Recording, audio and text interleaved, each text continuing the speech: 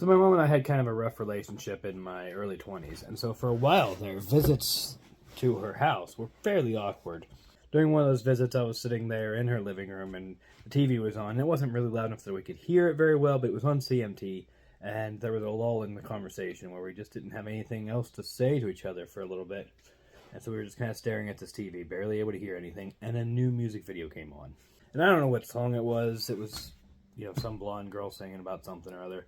I couldn't really make out most of it. But my mom goes, "Hey, what do you think of her?" Now, at this point, I didn't listen to any country music, and so I had no idea who this person was. The extent of my knowledge about country music was my dad and my brothers, who would talk a lot about country musicians, especially Shania Twain, who my dad had a thing about that he really liked Shania Twain, and secondarily, he really liked Shania Twain's music. Anyway, now, I hadn't heard of this girl, though. She hadn't come up in conversation, and I didn't know anything about country music, so I hadn't heard of her any other way. So I had no opinion on her music from anyone else. I had no idea what anyone thought about her, and I could barely hear the music at that time. And my mom and I had just been talking about the fact that I was recently single. So I went with the only thing that I had really to work with in the conversation, in the context, and with what I had available. And I said, "Yeah, she's cute."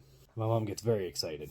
She's like, "Oh, you like Taylor Swift? You think she's cute? You like her?" And she starts asking me all this stuff. And she's talking about "Oh, I could have Taylor Swift as a daughter-in-law. Yes, yes, yes." Now, if you're like, that escalates really fast, I would like to remind you that this is a small Italian woman.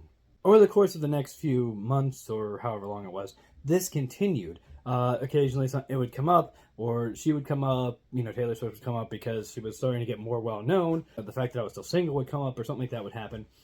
And this would get mentioned again. "Oh, well, Zoe Taylor. You should you should talk to Taylor. I'm sure she's just waiting for you." But this went on for a while, and it was like, it just kind of kept coming up. And so it was sometime later, when I was at home, asleep. I got woken up by a phone call. It's like 2 in the afternoon. My mom calls and wakes me up. And the first thing she tells me is, she's available. I'm like, "Who?" Because I just woke up, and we haven't mentioned this in a few months. And so I have no idea what's going on. I'm just like, "Who? What? What are you talking about?" And she goes, "Taylor Swift.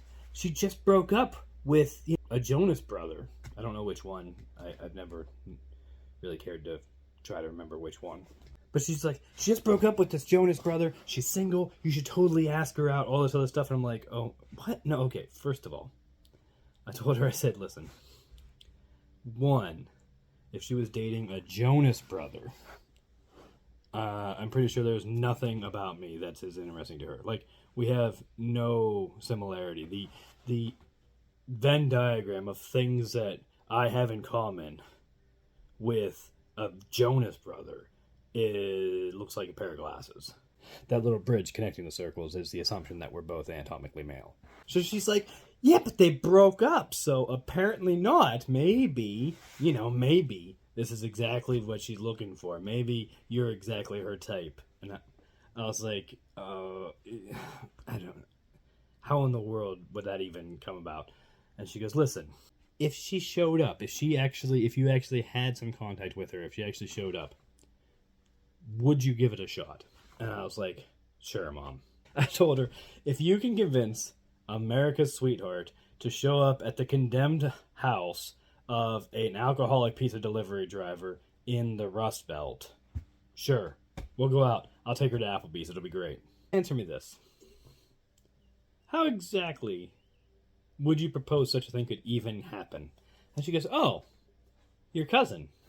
And it was at that point that I remembered that I have a cousin with a nationally syndicated, award-winning radio show who was at that time running a radio station in Nashville. And I was just like, "Oh my God. Don't do anything creepy. Please don't do anything creepy. Please, please, please. Don't." I don't think we should get him involved at all. Like, that, I don't think anything good is going to come of that. Could you imagine, like, some industry party, this guy's like, "Oh, hey, you should talk to my cousin. He's absolutely nothing like anyone here, and I think you'd love it." Anyway, so this continued for a while until I met my wife, at which point my mom dropped the whole thing. And we now have this running joke that was a running joke at the beginning of our marriage. We haven't really referenced it as much recently, that, it was so close. It was between Carol and Taylor in the end, but, Carol won out.